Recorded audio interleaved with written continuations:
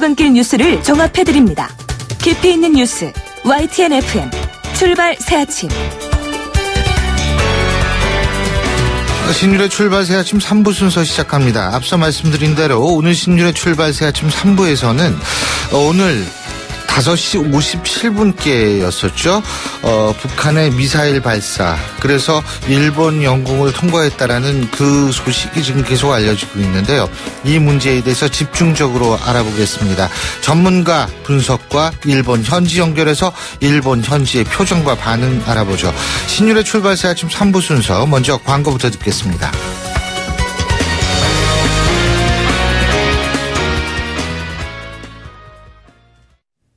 YTN 라디오 신율의 출발 새아침. 예, 오늘 아침부터 계속 속보로 전해드리고 있습니다만 오늘 오전 5시 57분경에 북한이 평양 일대 순안에서 동쪽으로 탄도미사일을 발사했다는 소식 전해드렸습니다.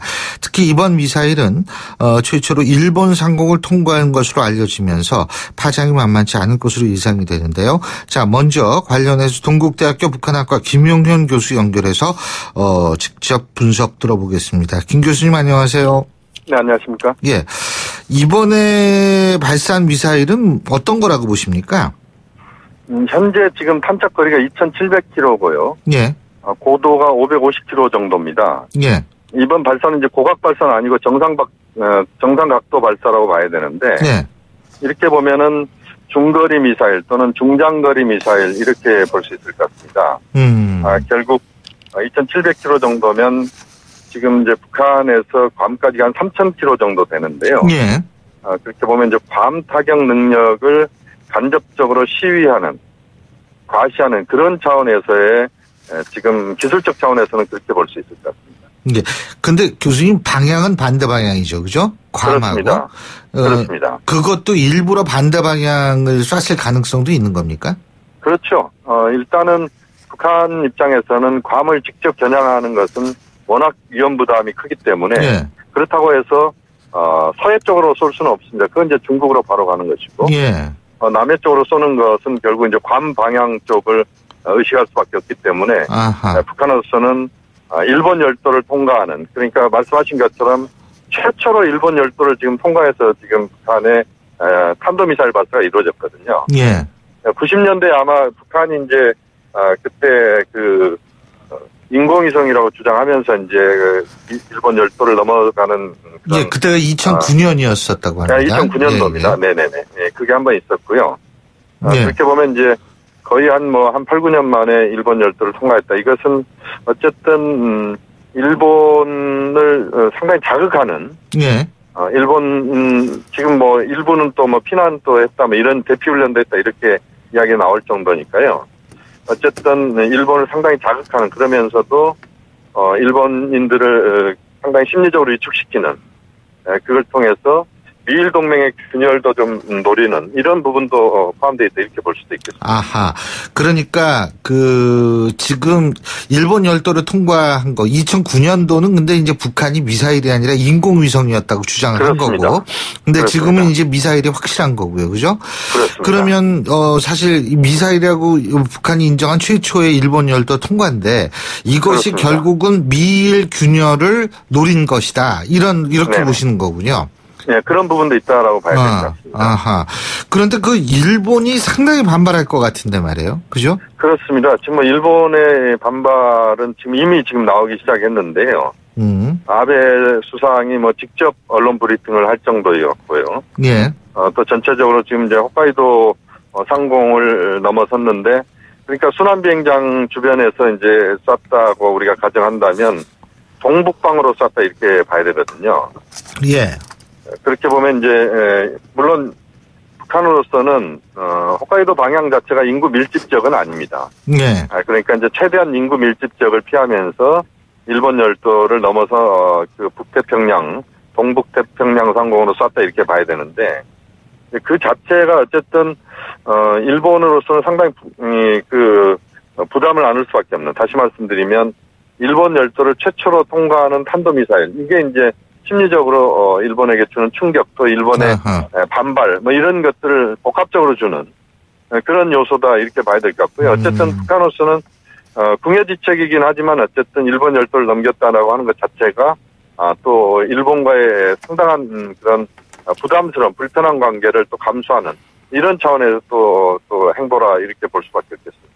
그리고 교수님, 그 순환 비행장 근처에서 쏜 거 아니에요, 이게 지금? 그렇습니다. 그러면은 이거 자체도 뭐냐면 이동식 발사대에서 발사했다 이렇게 볼 수 있는 거 아니겠습니까? 어떻게 보십니까, 이거? 그 가능성이 매우 높다고 봐야 되겠습니다. 지금 순환은 뭐 아시다시피 북한의 지금 비행기를 타고 갔을 때 다 순환 비행장으로 내리게 돼 있습니다. 예. 그리고 이제 주변에 미림 비행장이라고 이제 군 비행장이 따로 하나 있고요. 예. 그렇게 보면 이제 순환 지역에서 발사한 사례가 이제까지 한 번도 없습니다. 예. 그래서 이제 평양 주변에서도 북한이 그 미사일을 발사할 수 있다. 이것을 또 과시한 부분이라고 봐야 될 것 같은데요. 왜냐하면 이제 평양 주변은 인구 밀집 지역인데 예. 평양 주변에 쐈다는 것은 북한이 미사일의 어떤 기술적 완성도가 높다는 것을 또 보여주는 측면도 있거든요. 아하, 그렇죠. 왜냐하면 그렇죠. 왜냐하면 만약에 발사했는데 공중 폭발했을 경우에 평양 상공에 그렇죠. 만약에 이제 그 낙하가 된다면 심각한 상황이 발생하지 않겠습니까?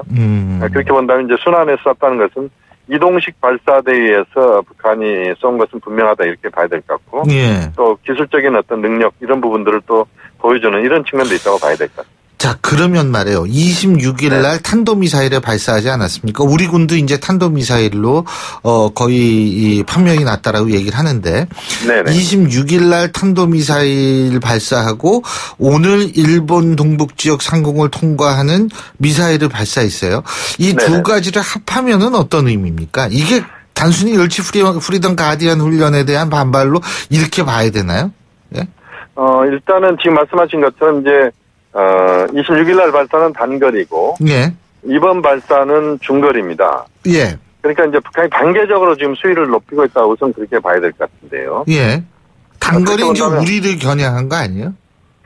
물론 이제 한국을 겨냥한 측면도 있지만 어쨌든 뭐 단거리 미사일 3발 정도 발사는 북한이 과거에도 뭐 간헐적으로 했던 것이기 때문에. 예. 그걸 갖고 저는 의미부여를 굉장히 심하게 할 필요는 없다고 보고요. 예. 다만 이제 오늘 발사는 상당한 또 우리가 의미를 부여할 수밖에 없다. 특히 이제 지금 700km 정도 지금 비행거리라고 하는 것 자체가 의미하는 것은 결국 어쨌든 미국 쪽에 대해서 미국이 지금 대화 분위기를 조금 보여주고 있지만 또 북한 입장에서 봤을 때는 뜨뜻미지근한 뭐 이런 상황이다 이렇게 볼 수도 있거든요. 예. 그렇게 본다면 이제 북한 입장에서는 미국에 다시 한번 이제 그 충격을 주는 것이죠. 이걸 통해서 미국이 뭔가 움직여야 된다라고 하는 것을 보여준 이런 차원에서의 오늘 발사다 이렇게 봐야 될 것 같고 또 그 과정에서 이제 일본을 향한 또 측면도 있기 때문에 이번 오늘 발사는 지난 26일 발사는 좀 차원이 다른 그런 글쎄요. 차원에서 상당히 전략적 의미를 포함한 발사다 이렇게 평가할 수 있겠습니다. 여기에 대한 미국과 일본의 대응 여부에 따라서 상당히 네네. 한반도의 위기 지수가 올라가는 거 아니냐 이런 분석이 있을 수 있을 것 같은데 어떻게 보십니까? 하나의 측면 지금 말씀하신 그런 위기 지수가 높아진다 이 부분은 그 가능성은 상당히 높다 이렇게 볼 수 있습니다. 예. 왜냐하면 지금 이제 미국 쪽도 북한이 추가적인 도발을 하지 않는다면 대화 쪽으로 간다 이런 흐름이었거든요. 예. 근데 어쨌든 오늘의 2,700km 이것은 분명한 도발이다 이렇게 봐야 될 것 같고요. 그렇게 본다면 이제 미국으로서 상당히 여기에 대한 이제 또 다른 차원에서 이제 북한에 대한 규탄 압박 이게 나올 수가 있는데 그렇지만 이제 또 하나의 측면을 본다면요. 이것이 이제 지금 괌을 직접 괌을 상대로 또는 방향을 그쪽으로 잡은 것이 아니고 2,700km를 날아갔습니다만 어쨌든 이것이 북한으로서는 뭔가 미국의 그 태도 변화 또는 대화를 촉구하는 그런 히든 카드로 쓰는 측면도 있다 이렇게 볼 수도 있거든요. 그렇게 본다면 어쨌든 미국이 좀 더 적극적으로 빨리 움직여라라고 하는 그런 신호로 발사를 했다 이렇게 볼 수도 있기 때문에 예. 우리가 그 두 가지 측면을 다 놓고 본다면 한편으로는 위기지수가 높아질 수도 있지만 또 하나는 이것이 북한의 벼랑 끝 전술로서의 어떤 그런 좀 상당히 높은 수준에서의 그런 도발이지만 이걸 통해서 이걸 계기로 뭔가 대화의 어떤 그 터닝 포인트로 북한이 또 방향을 또 잡을 수도 있는 또 그런 측면도 우리가 한편으로 예상해 볼 수도 있다. 이렇게 볼 수 있겠습니다. 근데 이제 북한의 의도는 그렇다고 할 수 있을 수도 있겠지만 미국과 네네. 일본이 그 의도대로 반응할지는 또 다른 문제 아닙니까? 그렇죠? 그렇습니다. 지금 네, 사실 뭐 말씀하신 것처럼 미국 트럼프 정부가 갖고 있는 기본적인 입장 자체가 뭐 아주 일반화된 그런 입장을 꾸준히 보여줘 왔던 게 아니기 때문에 또 지금 아베 정권 입장에서는 사실 좀 역설적이지만 이번 발사가 아베 정권 자체에게는 상당히 호재가 될 수도 있습니다. 왜냐하면 지금 아베 정권이 아시다시피 떨어지니까 지지율이 네. 떨어졌는데 지금 최근에 조금씩 올라오고 있는 것은 네. 지금 북한 변수 때문에 지금 올라오고 있거든요. 근데 이제 오늘 발사는 사실 아베 정부로서는 상당한 어떤 정치적인 자산으로 활용할 수도 있다. 이것이 이제 일본 열도를 넘어섰기 때문에 이제 그런 측면에서 아베 정부가 자신의 어떤 지지율을 끌어올리는 그런 소재로 활용할 수 있는 예. 그런 측면에서도 이번 미사일 발사는 뭐 다양한 차원에서의 뭐 여러 가지 영향을 줄 수 있는 부분이라고 볼 수 있습니다. 예, 잘 알겠습니다. 오늘 말씀 여기까지 듣겠습니다. 고맙습니다. 네, 감사합니다. 예, 지금까지 동국대학교 북한학과 김용현 교수였고요. 자, 지금 방금 저희 일본 얘기를 했죠. 그래서 일본 현지, 도쿄 현지 연결해서 지금 현지 일본 분위기 한번 직접 들어보겠습니다. 일본 현지 통일일보 홍형 논설주간 전화 연결하겠습니다. 안녕하십니까? 예, 안녕하십니까? 예, 오늘 아침에 굉장히 놀라셨겠어요? 예. 뭐 전쟁이라는 게 이렇게 시작되는 거구나 뭐 그런 생각들을 해봤습니다. 예. 근데 그 JR 얼럿 시스템이라고 그러죠. 전국 예. 순간 경보 시스템이 일본에 이게 예. 굉장하게 빠르더라고요. 57분 30초께 북한이 미사일을 쐈다라는 것이 있는데 NHK가 6시 2분에 국민보호에 관한 정보라면서 이 건물과 지하로 피난해달라고 반복해서 알렸다는 이 시스템은 참 엄청나게 빠른 것 같아요. 예. 예. 이 시스템이 본래 지진, 해일 같은 쓰나미 같은 방제용으로 구축돼서 여기에 이제 안보 기능이, 조기 경보 기능이 추가됐기 때문에 예. 이거 정말 신속하게 잘 반응이 됩니다. 지진 같은 경우에 뭐 수분, 몇 분 이내에 목숨이 왔다 갔다 하니까 예. 아주 이번에 일본이 정비한 그 경보 시스템이 효율적인 게 증명이 됐다고 그렇게 말할 수 있습니다. 엄청나게 빠르긴 빠르더라고요. 근데 이게 지금 건물 지하로 피난해달라고 얘기한 대상적이 홋카이도, 아오모리, 이와테, 도츠키, 뭐 이런, 나가노, 이런 12개 지역이라고 그러는데 지금은 뭐 이런 것들이 해제가 됐겠죠? 예, 근데 이제 실제로는 예. 신칸선 운행 같은 것도 중단을 시켰습니다. 근데 이게 재개가 됐기 때문에 예. 일단은 상황이 현재 상황은 지나가로 보지만은 예. 북측이 또 기습 발사를 또 추가로 할지 모른다는 그 경계 태세는 그대로 유지를 하고 있는 걸로 보입니다. 그런데 조금 전에 말씀하신 것처럼 방위 대신이 NSC 장관 회담 후에 회견한 걸 보면요. 수상으로부터 6시 1분에 최초 제1보 지시가 있었다고 그렇게 이야기합니다. 그러니까 예. 북측에서 미사일 발사 불과 4분 후기 때문에 예.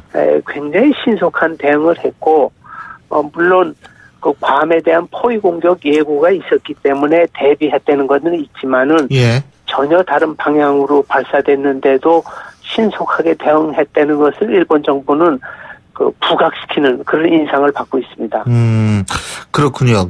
동북쪽 이 JR 신칸센도 일시 됐고 수도권 지역의 재래철도도 일시 중단됐다가 이제 다시 재개됐다는 소식이 있는데 네. 지금 어쨌든 일본 국민들 같은 경우에는 지금 상당히 좀 당황했겠어요? 예? 예, 그렇습니다.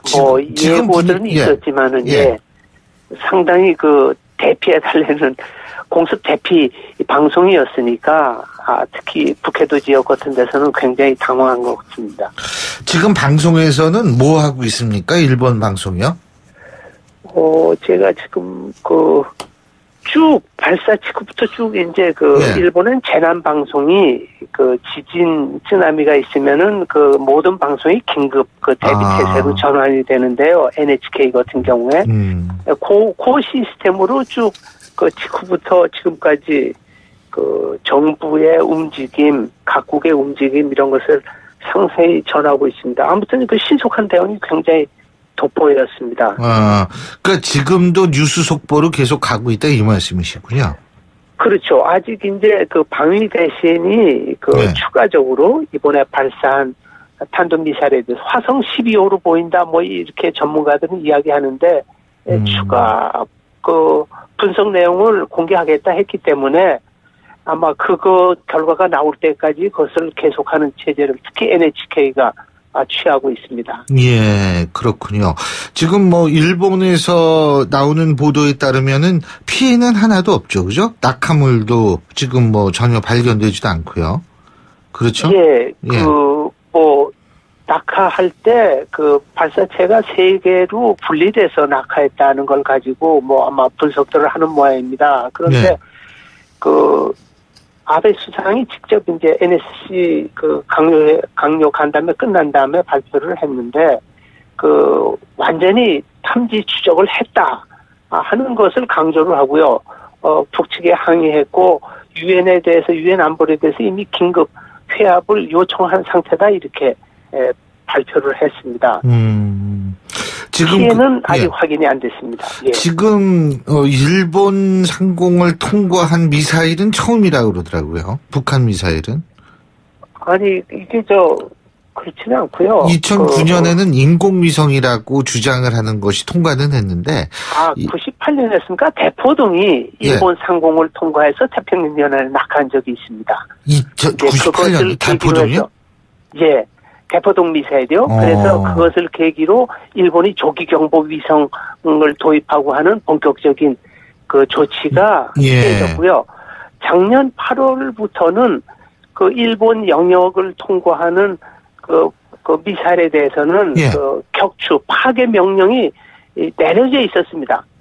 항상 내려져 있는 상황이었기 때문에 그 대비 태세는 상당히 높게 유지돼 왔다라고 말할 수 있고요. 만약 이것이 일본 영역 내에서의 그 낙하였다면은 반드시 아마 그 요격 시도를 했을 것으로 봅니다. 일본은 그런 능력이 있기 때문에요. 예, 그렇군요. 근데 그 이번 미사일이 스가루 해협을 통과해서 날아갔다 그러더라고요. 예, 북해도와 본토 그건 북해도 상공이라고 말할 수 있는데요. 예. 근데 그 외무대신이 그 이야기한 거를 고노 외무대신이 그 NSC 후에 이야기한 거를 들으니까 북측이 그 미국에 대해서는 좀 그 괌에 대해서 예고한 대로 못하고 위축돼서 대신 일본 영공으로 쏜 게 아니냐 그런 말을 하는 걸로 봐서 미국 대신 일본이었다? 예. 김정은이가 좀 위축됐던 게 아니냐 미국의 강경 대응에 그래서 어차피 발사하기도 했었는데 안 할 수는 없으니까 일본을 선택해서 일본 상공에 쏘았다고 본다는 식으로 외무대신은 표명을 했습니다. 예전에 이게 중국 함정이 이 스가루 해협 통과해가지고 일본에 발각 뒤집혔던 적이 있다고 그러죠?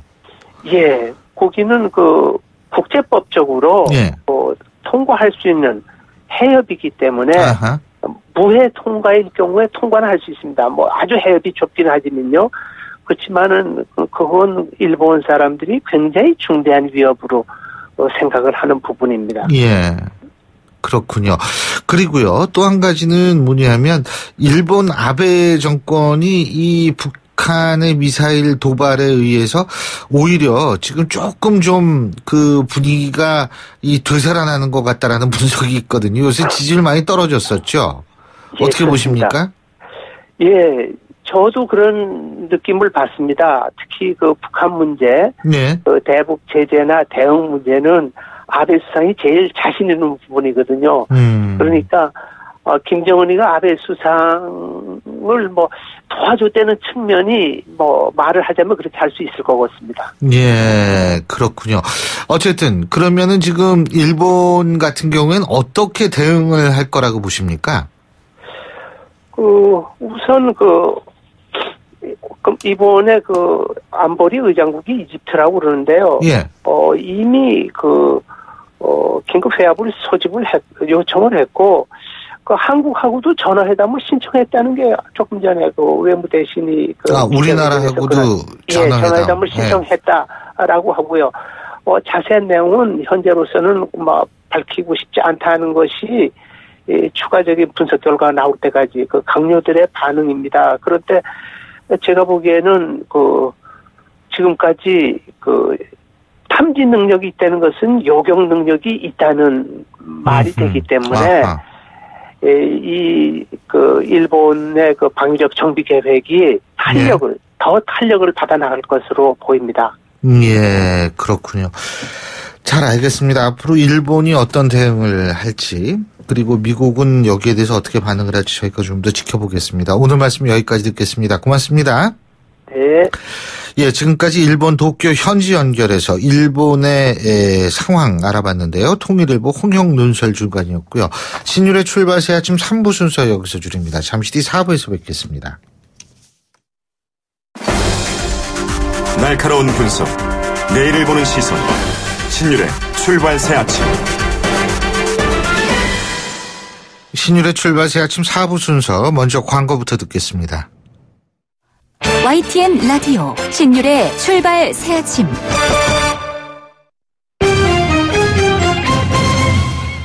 경제 뉴스 알아보겠습니다. 한국경제신문의 박종석 기자 전화 연결합니다. 안녕하십니까? 안녕하세요. 예, 북한이 오늘 새벽에 또다시 일본 영공을 통과하는 탄도미사일을 발사를 했는데 이게 경제에 영향을 미칠까요? 어떻게 보세요? 우리나라나 일본이나 이 경제요? 네, 일단 주식시장부터 좀 말씀드리겠는데요. 네. 그동안 대북 문제는 증시에 이렇다 할 영향을 주지 못했습니다. 올 초만 해도 대북 변수는 더 이상 변수도 아니고 상수다. 주가에 영향을 주지 않는다고 단언한 전문가들도 있었는데요. 예. 충격이 있어도 하루 이틀이면 반등하곤 했습니다. 하지만 최근 들어서는 사정이 좀 달라졌습니다. 지난 10일 북한이 미군 기지가 있는 괌 주변 30에서 40km 해상으로 미사일을 쏘겠다며 위협하자 코스피 지수는 장중 2339.06까지 밀렸습니다. 코스피 지수가 장중 2340선 아래로 떨어진 것은 지난 1월 이후 2개월 만에 처음이었습니다. 예. 곧이어 도널드 트럼프 미국 대통령이 화형과 분노 발언을 하면서 대북 강경 무드를 조성하니까 외국인들이 한국 증시를 이탈했지요. 예. 지난 9일부터 11일까지 3거래일 만에 코스피 지수가 50포인트나 떨어졌습니다. 예. 게다가 지난 7월 24일 2451.53으로 종가 기준 사상 최고점을 찍은 뒤에 코스피 시장이 계속 주춤거리면서 조정 장세를 보이고 있습니다. 주가가 많이 올랐으니까 차익 실현을 한 투자자가 많았다는 분석도 있지만 지정학적 리스크가 영향을 줬다는 평가도 맞습니다. 오늘 아직 증시가 열리지 않아서 속단하기는 이르지만 다소 영향이 있지 않을까 예상해 볼 수 있겠는데요. 물론 한국과 미국 정부의 대응이 관건이겠습니다. 증시가 영향을 받는다면 원화의 가치가 떨어지면서 원달러 환율이 상승할 것이란 예상도 가능하겠습니다. 예. 다만 이제 한국 기업들의 실적이 좋기 때문에 증시의 펀더멘탈이 탄탄하다 이런 평가가 많은 것은 잊지 말아야 될 대목인 것 같습니다. 예, 뭐 지금 보면은 달러당 1,123원으로 어제보다 2원 정도밖에 안 올랐다 이런 얘기들이 있는데요. 네. 예, 저희가 뭐 이 부분에 있어서는 사실 의연하게 대응한다는 차원에서 좀 큰 영향이 없었으면 좋겠고요.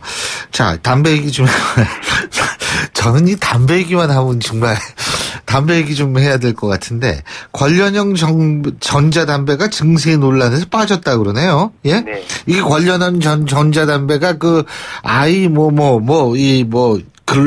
이런 담배 얘기하는 거죠, 그죠? 네, 예? 맞습니다. 예. 관련형 전자담배는 전자기기를 이용해서 담배에 뜨거운 열을 가한 뒤에 여기서 나오는 니코틴 증기를 흡입하는 담배입니다. 네. 담배 제조 회사들은 일반 담배는 불에 태우는 방식이어서 여러 가지 화학물질이 나오는데 관련형 전자담배는 열로 찌는 방식이어서 유해성이 덜하다고 주장하고 있습니다. 아하. 또한 종이로 연초를 말아서 만든 담배인 일반 담배처럼 권련을 쓴다는 점에서 액체로 된 기존 전자담배와도 성격이 다릅니다. 그죠. 국내에서는 외국계 회사인 필립 모리스 아이코스하고 브리티시 아메리칸 타바코의 글로 등 두 제품이 판매되고 있습니다. 근데 이게 증세 논란이 붙은 이유가 이게 지금 담배세가 안 붙는 거예요, 여기에? 왜 이게? 담배세는 당연히 붙고 있는데요. 관련형 전자담배의 성격이 굉장히 모호하기 때문입니다. 전자담배와 일반 담배의 성격을 절반씩 섞어놓은 것으로 해서 예. 지난 5월에 출시부터 논란이 끊이지 않았습니다. 아하. 분류 기준이 명확하지 않아서 개별 소비세는 파이프 담배와 같은 수준, 그러니까 고용물 1g당 21원으로 내고 예. 담배 소비세하고 국민 건강 증진 부담금은 전자담배에 해당하는 세금을 적용했습니다. 그 결과 연초 고용물 6g 기준으로 관련형 전자담배 한 값에 붙는 세금을 따져보니까 총 1,739원이 됐습니다. 일반 담배 3,323원보다는 1,584원이나 적었습니다. 예. 이러니까 김광림 자유한국당 의원 등 야당 의원 10명은 지난 6월 일반 담배와 동일한 세금을 물리도록 하는 내용의 법안을 발의했습니다. 이렇게 되면 현재 4,300원인 관련형 전자담배 가격은 6,000원 안팎까지 오를 가능성이 커집니다. 예, 반론도 나오겠네요. 그죠? 네, 맞습니다. 서민 증세 이야기입니다. 세금 인상은 결국 소비자 가격 상승으로 이어져 흡연자의 부담만 늘릴 수 있다는 논리입니다. 업계에서는 유해성이 낮은 전자담배에 일반 담배와 같은 세금을 매기는 것은 이치에 맞지 않는다, 이런 주장도 펴니다. 다만 관련형 전자담배의 유해성이 낮다, 이런 결과는 국내 연구에서 아직 나오지 않았습니다. 이에 대해 기획재정부는 세금을 높인다고 해서 필립 모리스 등이 담배값을 함께 올리지 않을 가능성이 크다고 반박했습니다. 김동연 부총리 겸 기재부 장관도 일반 담배는 유해물질 함유량이 조금씩 달라도 모두 같은 세금을 매기고 있다며 예. 관련형 전자담배에 과세가 필요하다는 취지의 발언을 했습니다. 그렇군요. 자, 담배 얘기는 그만하고요. 그리고 미국 얘기 좀 해봐야 될 것 같은데, 그 미국에서 발생한 허리케인 하비, 이 위세가 엄청나요. 이게 결국 경제에도 만만치 않은 영향을 줄 것 같아요. 일단 그 위세가 엄청나죠, 지금 하비라는 하리케인이요. 네, 그렇습니다. 최대 시속 209km의 강풍과 폭우를 동반한 허리케인 하비가 미국 석유 산업의 중심지 텍사스주를 강타했습니다. 예. 현지의 대규모 정유 공장 가동이 중단되면서 휘발유 값이 오르고 있습니다. 열대 폭풍으로 인해 하비가 닷새 이상 텍사스에 머물면서 40에서 60cm의 비를 더 퍼부을 것으로 예상되면서 국제 유가에 영향을 줄 가능성이 있다는 관측까지 나오고 있습니다. 네, 시속 209km에다 비도 엄청 뿌리는 모양이더라고요. 네. 예. 그래서 이게 지금 합의, 이게 사망자도 많이 내고 그러고 있죠, 지금? 네, 그렇습니다. 하비는 시간당 풍속이 209km 이상으로 카테고리 4로 분류되는데요. 2005년 루지애나주 뉴올린스를 덮쳐서 1,200여 명의 사상자를 낸 카트리나는 카테고리 3였습니다. 훨씬 더 강력한 허리케인입니다. 예. 휴스턴, 갤버스턴 등에서는 가로수와 전봇대가 뽑히고 수많은 집과 도로가 침수됐습니다. 27일까지 5명이 숨졌고 3천여 명 이상이 구조됐습니다. 하비는 지금 열대 폭풍으로 바뀌어서 계속 비를 퍼붓고 있는데요. 예. 지금까지 60cm 이상의 비가 내렸고 앞으로도 40에서 60cm의 비가 더 내릴 것으로 예상돼서 총 강수량이 1m 27cm를 웃돌아서 기상 관측 이래 텍사스 지역 최고 기록을 넘어설 전망입니다. 진짜 피해 크겠네요. 예? 네, 글로벌 투자은행 UBS는 피해액을 200억 달러, 그러니까 22조 4,200억 원 수준으로 추정했습니다. 보험업계에서는 12개월 동안 보험업계에 미칠 여파를 1,000억 달러 수준으로 예상했습니다. 2008년 카트리나 피해 때 보험금 지급액 760억 달러를 넘어서는 규모입니다. 예. 도널드 트럼프 대통령은 29일 텍사스를 방문해서 주민을 위로하고 피해 복구 문제를 논의할 계획입니다. 아까 정유시설도 타격받았다 그러셨죠? 네, 그렇습니다. 예. 하비가 상륙한 멕시코만 연안에는 유전과 정유 설비가 몰려 있습니다. 3천여 개에 이르는 유전과 가스전은 미국 원유 생산량의 17%, 천연가스 생산량의 5%를 담당합니다. 30여 개 정유시설은 하루 700만 원을 정제해서 미국 전체 정제 능력의 46%를 차지합니다. 예. 월스트리트 저널에 따르면 합의로 인해 미국에서 두 번째로 큰 엑슨모빌의 휴스턴 베이스타운 정유 공장이 가동을 멈췄습니다. 월스트리트 저널은 미국 정유 설비의 15% 이상의 가동이 멈췄다며 멈췄다며 휘발유 값이 오를 것으로 보인다고 보도했고요. 실제로 뉴욕 상품거래소에서도 휘발유 9월 선물 가격이 장중 6.8% 이상 오르기도 했습니다. 사고의 여파가 커지면 국제 원유 시세까지 불안해질 수 있다는 전망도 나옵니다. 예, 그렇군요. 예, 오늘 소식은 여기까지 듣겠습니다. 고맙습니다. 네, 감사합니다. 예, 지금까지 한국경제신문의 박종서 기자였습니다.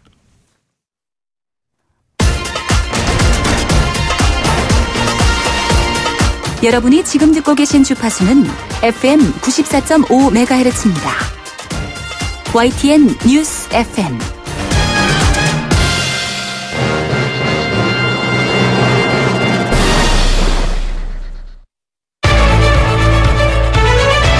민심은 천심이다.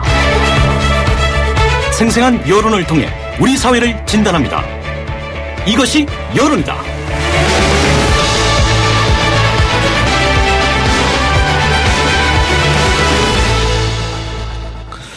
예, 이 최근 먹거리와 생활용품에서 안전을 위협하는 위해 요소가 연이어 발견이 됐고요. 그래서 이게 도대체 뭘 먹어야 되는지 이런 국민적 불안이 있는 가운데 또 며칠 전과 오늘 아침, 오늘 새벽 북한의 도발마저 이어지고 있습니다. 이런 여러 악재 속에서 민심의 방향 알아보겠습니다. 이것이 여론이다.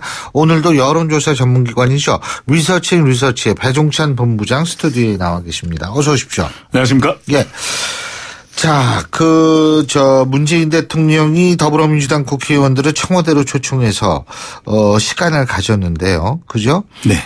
지금, 근데 이제 이런, 소위 말하는 소통의 행보도 중요한데, 지금 이제 26일 날 북한이 단거리 미사일 발사했고, 또 살충제 계란 이런 유해 물질 생리대 파장까지 계속 이어지고 있는데, 지지율은 어떻게 나왔습니까? 네, 속보가 이어지고 있는데 북한의 네. 미사일 도발이 또 자행되지 않았습니까? 네. 이 합참의 발표는 그것 때문에 오늘 배본부장님 네. 시간이 한 4분이 줄었어요. 이런 일이 이런 슬픈 일이. 네, 치명적입니다. 네. 이 북 탄도미사일이 일본을 지나서 북태평양으로 2,700km가 날아갔다 이런 이야기인데 이 북한 대응을 장기적으로 계속해서 전략적 모성을 가져가게 되면 대통령 지지율에 이 부정적 영향을 주는 것 아니냐라고 하는 분석도 나오고 있습니다. 이 대통령 지지율에 영향을 주는 3대 변수가 경, 북, 공이라고 이 시간을 통해서 설명을 드렸는데 머리글자만 땄는데요. 이 경제, 북한입니다. 이 공공개혁인데 이 개혁 대통령, 문재인 대통령의 이 개혁 대통령의 이미지는 크지만 지금은 안보 시대입니다라는 이야기가 나오고 있는데 이 당장의 대통령 지지율에는 본격적인 영향을 주고 있지는 않지만 이 안보 체감이 국민들이 약한 것 아니냐라는 지적도 나오고 있습니다. 이 한국갤럽이 자체 조사로 지난 22일부터 24일까지 실시하고 25일 발표한 조사 전국 1,004명 휴대전화 RDD 조사 표본오차 5% 신뢰 수준 플러스 마이너스 3.1%포인트 성연령 지역 가중치가 적용되었고요. 응답률 17%. 자세한 사항은 중앙선거론조사 심의위원회 홈페이지에서 확인 가능합니다. 이 대통령 지지율 숨이 헐떡거리는데요.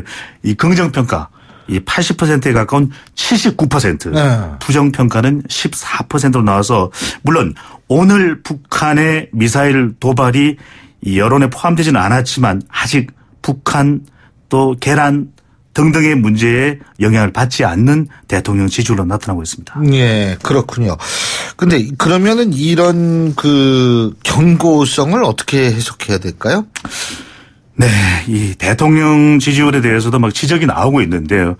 이 대통령 지지율의 조사 방식이 변한 것은 아닙니다. 야당에서는 대통령 지지율이 왜 이렇게 높으냐라고 하는데 이 조사는 정치적 환경에 따른 영향을 받게 됩니다. 왜 이렇게 낱낱도 생각을 해야죠. 그렇습니다. 또 이 전화조사에 응한 응답자의 의견이라는 점도 유념할 필요가 있는데요.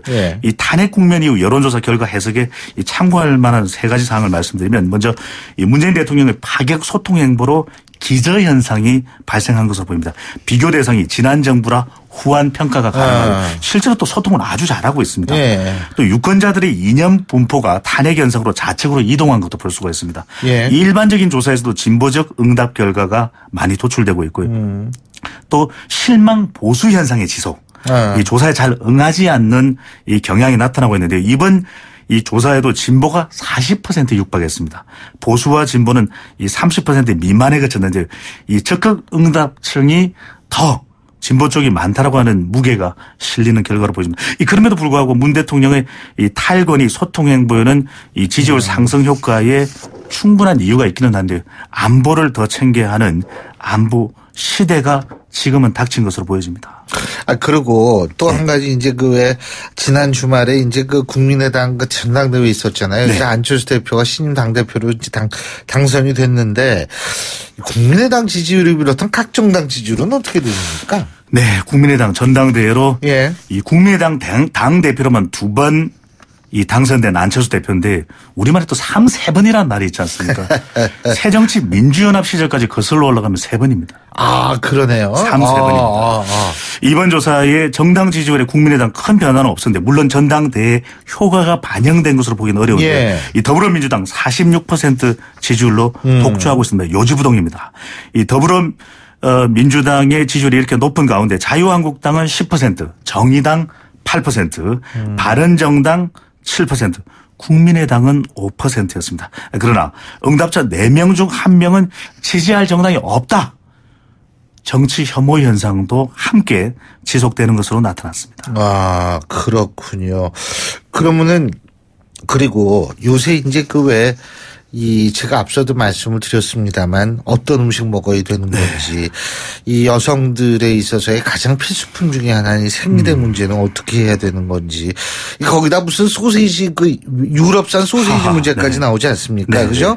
근데 먼저 원산지별 식품 안전성에 대한 인식은 어떻게 달라졌습니까? 네, 심각한 결과로 나타납니다. 계란으로 식품 불안, 생리대로 여성 불안. 3대 불안인데요. 소시지 문제로 저 사실 소시지 되게 좋아하거든요. 주당 불안입니다. 주당. 이 주당들의 3대 먹거리가 치맥, 피맥, 소맥입니다. 소맥 아니고 소맥인데. 이 생리대는 식약처에서 기저귀는 산자부에서 제각각 오락가락 자충우돌 우왕좌왕 이 모습 보이는 정부의 이 실망감이 없을 수가 없을 텐데요. 이 원산지 중국, 일본, 미국, 호주, 뉴질랜드 국내 별로 안전하다고 생각하는지 여부를 물어봤습니다. 이 같은 조사 기간에서 4년 전에 또 같은 형태의 조사가 있었거든요.